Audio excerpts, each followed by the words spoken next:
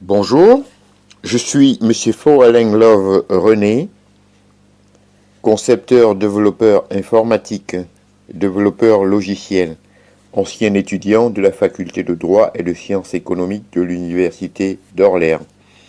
Aujourd'hui, dans le cadre du cours d'économie générale, nous allons étudier Frédéric Winslow Taylor. En effet, Frédéric Winslow Taylor 1856-1915 était un ingénieur américain spécialisé en organisation du travail.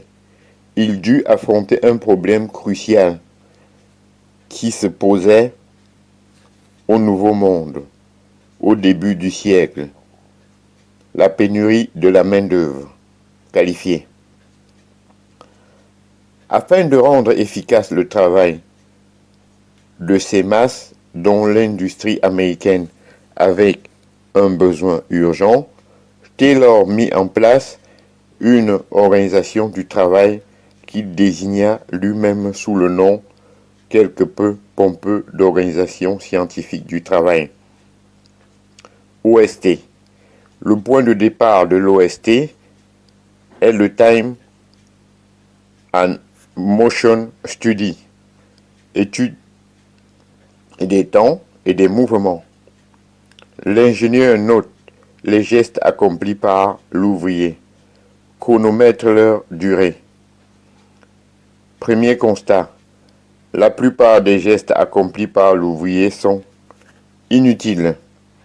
Ainsi, un maçon qui construit un mur en briques est-il obligé de monter et descendre régulièrement d'une échelle pour s'approvisionner en briques et ciment?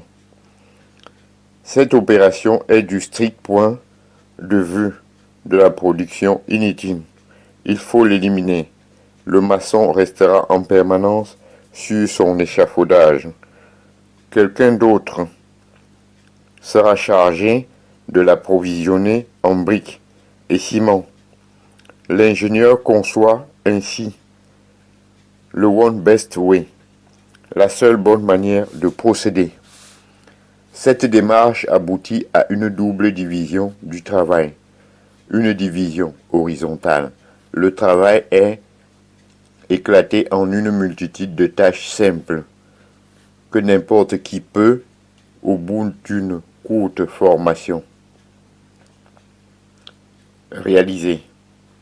Taylor pousse à l'extrême le raisonnement de Smith.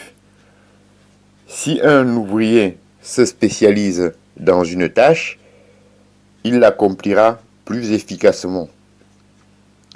Une division verticale. Les tâches sont désormais conçues par l'encadrement. Les cols blancs qui veillent, chronomètre à la main, à leur bonne réalisation, et l'ouvrier, le col bleu, est cantonné dans un simple rôle d'exécution. Cela aboutit à la disparition de ce que Taylor appelait les flâneries des ouvriers, qui était en réalité le temps consacré à la réflexion avant la réalisation du travail. Ainsi, j'en ai donc terminé avec Frédéric Winslow Taylor. Je vous en remercie. Bonjour,